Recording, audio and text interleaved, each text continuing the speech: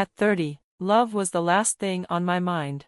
My world revolved around numbers, charts, and financial projections. I was steadily climbing the corporate ladder at a prestigious finance firm, where my ability to analyze data and spot trends made me an invaluable asset. The long hours didn't bother me, they gave me purpose. My cubicle, with its neatly stacked reports and dual monitor setup, felt more like home than any trendy bar or crowded social event ever could. Dating apps had long since been deleted from my phone. Swiping left and right felt more exhausting than analyzing quarterly earnings. But then there was Madison. Madison, my coworker and best friend, was a force of nature, constantly trying to pull me out of my self-imposed solitude. She was the type of person who could charm her way into any conversation, any room, and she made it her personal mission to inject spontaneity into my life. So, when she invited me to her rooftop party, I knew resistance was futile. "Just come," she had said, exasperated. "One night won't kill you. I promise there will be people who don't talk about stocks and bonds." That evening, the rooftop was alive with music and laughter, filled with an eclectic mix of artists, musicians, and a few of our more conventional office colleagues. Fairy lights cast a warm glow over the guests, the air smelled of grilled food and summer, and a soft breeze carried the hum of conversation across the terrace. That's when I noticed him. Tall and lean, with kind eyes and tousled dark brown hair, he stood near the railing, engrossed in a debate. He wore a worn leather jacket over a faded t-shirt, probably featuring some obscure band I had never heard of. He was unlike anyone I usually spent time with, a stark contrast to the pressed suits and polished shoes of my professional world. And yet, something about him pulled me in. As I drew closer, I caught snippets of their conversation. He was arguing with another guest, a robust man with a shaved head, about architectural restoration. "He thinks slapping a fresh coat of paint on an old brick building is a good idea," he said with a smile, gesturing toward his opponent. "But that erases the character, the cracks, the wear, the imperfections. They tell a story." I didn't mean to eavesdrop, but I was intrigued. Before I could decide whether to join the discussion, Madison appeared at my side with a mischievous grin. "Rosie, meet Charles," she announced, nudging me forward. "And Charles, this is Rosie, the spreadsheet wizard I've been telling you about." Charles turned to face me, his smile widening. "Spreadsheet wizard? Impressive." I felt my cheeks warm. "It pays the bills," I replied lightly, "but I can hold my own in a conversation that doesn't involve amortization schedules." "Challenge accepted," he said, his voice carrying an easy charm. "So, Rosie the spreadsheet wizard, what's your take on preserving history?" We talked for hours, our conversation flowing effortlessly. He was an architect, passionate about breathing new life into old structures, and I found myself captivated by his enthusiasm. In turn, I shared stories about my career, the thrill of closing a big deal, the intricacies of financial forecasting. To my surprise, he listened, really listened, and even asked thoughtful questions. As the night wore on, we found ourselves by the railing, gazing at the city skyline. The cool night air sent a shiver down my arms. This was fun, I admitted, the words feeling foreign yet natural. "Yeah," he agreed, his eyes still fixed on the city lights. "I wouldn't mind doing this again sometime." "Me neither," I blurted out before I could second-guess myself. And so, our story began. Months passed, and our relationship deepened. I met his parents, Bianca and Lincoln, at a high-end restaurant they had chosen. Initially, dinner went smoothly. We discussed wedding plans, the venue, an old, beautifully converted library, and the endless list of details that came with organizing a wedding. But then, the conversation took an unexpected turn. Halfway through her lobster soup, which she called bisque with a thick, affected accent, Bianca fixed me with a piercing look. "So, Rosie," she said, patting her mouth with a napkin, "Charles tells me you're in finance."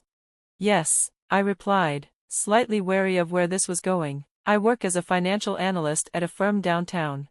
"Analyst, huh? Sounds important," Lincoln chimed in, his deep voice carrying across the table. "You must be quite successful." Charles shifted uncomfortably in his seat. "Dad, let's not." But Lincoln waved him off. "Rosie, this firm of yours, big player, right?" I nodded, confirming the name of my company, a global leader in finance. Bianca's eyes gleamed. "Excellent," she said, "and you deal with investments, stocks?" I hesitated. Yes, I manage a portfolio. Bianca leaned in, her expression sharp. And how much are we talking about here, dear? I was stunned. The question was wildly inappropriate. I glanced at Charles for support, but he avoided my gaze, fiddling with his bread. That's personal, Mrs. Miller, I said with a forced smile. Oh, come on, we're practically family now, she insisted, while Charles mumbled something under his breath, his face pink with embarrassment. Frustrated, I shifted the conversation back to wedding plans. Later that night, unsettled by the encounter, I called my grandmother for advice. She listened patiently before saying, "Honey, they sound greedy, be careful." I dismissed her concerns at the time, brushing them off as old-fashioned cynicism, but deep down, a sliver of doubt lodged itself in my mind. As the wedding preparations continued, the financial burden fell mostly on me. Charles's contributions were minimal, excused by vague comments about things being tight at work. His parents suggested cost-cutting measures, venues on the outskirts of town, catering from a family friend in exchange for produce from their garden. Though well-intentioned, the imbalance was undeniable. Finally, our wedding day arrived. It was beautiful, the perfect weather, the delicious food, and the vows we exchanged. Yet, as my grandmother pulled me aside after the ceremony, her face lined with concern, she whispered, "Rosie, be careful with those in-laws. They don't have your best interests at heart." I sighed, rolling my eyes at her usual caution, but as I glanced at my new husband, laughing with his parents, that sliver of doubt deepened. To be continued. I love you, but you have to pick your battles. My parents are, well, they're my parents, they're not going to change. Perhaps he was right. Maybe I had been naive to think I could change them or mold them into the ideal in-laws I had envisioned. But the harsh reality was undeniable. Bianca and Lincoln were set in their ways, and no amount of patience or effort would alter their behavior. The birth dinner fiasco had been a turning point, a glaring reminder of what I was up against, but it was far from an end point.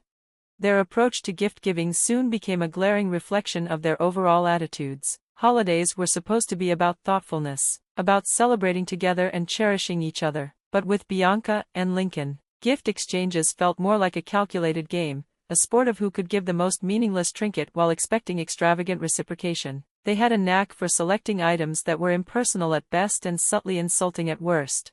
One Christmas, we unwrapped a framed picture of a lighthouse, a generic, mass-produced print that looked like it belonged in a bargain bin. Meanwhile, when Mother's Day arrived, they expected something far more lavish, like a top-of-the-line espresso machine or a luxury handbag. Whenever the glaring disparity in gift values was brought up, they would respond with a condescending lecture about how family isn't about keeping score. The irony was unbearable.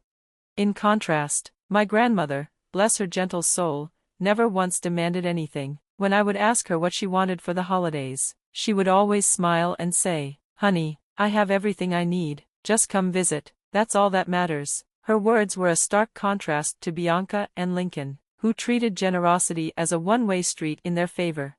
The final straw came on Thanksgiving. Charles and I had made a decision to forego the chaos of the usual family gathering. Instead, we planned a quiet evening together, just the two of us, enjoying takeout and watching a movie. It was meant to be a peaceful reprieve, a rare chance to reconnect without the weight of family drama looming over us. But Bianca and Lincoln had other plans. Without so much as a courtesy call, they arrived at our doorstep, beaming with self-satisfaction, their arms laden with shopping bags. The moment I saw their triumphant expressions, I knew our quiet evening had been hijacked. "Happy Thanksgiving, sweetie," Bianca sang, shoving a brightly wrapped package into my hands. With a sinking feeling, I unwrapped the gift, revealing a garish scarf that looked like it had come from a gas station clearance rack. The fabric was rough, scratchy, and adorned with cheap plastic flowers that clashed hideously with my wardrobe. "It's perfect, isn't it?" Bianca beamed. "It matches that old coat you love so much." I forced a tight-lipped smile. "Thanks, Bianca." Then came Lincoln's turn. With a self-important nod, he handed Charles a small box. "And for you, son, something to help you unwind after work." Charles's face lit up as he pulled back the wrapping, revealing a pack of cheap cigars, the kind that reeked of regret and stale tobacco. "Thanks, Dad," he said, his smile genuine. as if he had received something thoughtful instead of a carton of lung disease. That was the moment when something inside me shifted. I sat there, holding a hideous scarf, while my husband grinned over his discount cigars. A quiet rage simmered beneath my skin. It wasn't just about the gifts, it was about the constant disrespect, the entitlement, the way they bulldozed through our lives without a second thought. I bit my tongue and exhaled, forcing myself to endure the rest of the evening with strained politeness. But inside, a decision was forming. A few weeks later, fate handed me a golden opportunity. At work, I had won a coveted quarterly award, which came with a generous bonus, more than enough to fund the dream vacation I had longed for. Paris, a city of romance, art, and history, a place I had envisioned exploring with Charles, away from the ever-looming shadow of his parents. But word travels fast, too fast. Bianca and Lincoln got wind of our plans and wasted no time in inserting themselves into the narrative. Paris, huh? Bianca said, her eyes glimmering with barely contained excitement. Sounds absolutely delightful. We've always wanted to see those gondolas up close. I blinked. Gondolas? You know, Lincoln added smugly, like in the movies, the canals, the romance. I pinched the bridge of my nose. That's Venice, in Italy. Bianca waved a dismissive hand. Same thing. Europe is Europe. The point is, we'd love to come along. I felt my patience snap like a frayed thread. Actually, this trip is just for Charles and me, a little romantic getaway. Lincoln scoffed. Come on, Rosie, don't be selfish. We've never been to Europe. Think of the pictures. No, this wasn't about photographs or sightseeing. This was about boundaries, about respect, about my sanity. I'm sorry, I said firmly, but this is our trip, and they are not invited. My refusal triggered an absolute meltdown. Bianca accused me of trying to isolate Charles, of being ungrateful, of poisoning him against his own blood. Lincoln called me selfish, greedy, and unkind, and worst of all, Charles, the man I had married, suggested, maybe it wouldn't be so bad if they came along. I stared at him, my heart sinking. This wasn't just about a vacation, it was about whether our marriage could withstand his parents' constant intrusions. Absolutely not. The fight that followed was a hurricane of resentment and harsh words. By the time the dust settled, there was only silence, a deep, suffocating void between us. Days passed in eerie detachment. Our home became a cold battleground of avoidance. Charles buried himself in his routines, and I did the same. Our words reduced to surface-level niceties. The man who once made me feel cherished now felt like a stranger. Then, on an unassuming Saturday morning, I awoke to an empty apartment. My phone buzzed on the nightstand. I reached for it groggily, then froze. The screen displayed a confirmation email for 3 airline tickets to Paris, booked under my account, paid with my money. A slow, cold realization crept over me. Charles had not only gone behind my back, he had stolen from me. Fury burned through my veins as I swiftly canceled the flights and revoked his access to my bank account. Within minutes, my phone erupted with calls. Charles, Bianca, Lincoln. A storm of angry texts followed. And then, the final message from Charles. If you don't fix this and put us back on that damn plane, Rosie, we're done. Consider this your divorce notice. A bitter laugh escaped my lips. He thought he was delivering an ultimatum. But what he had truly given me was freedom.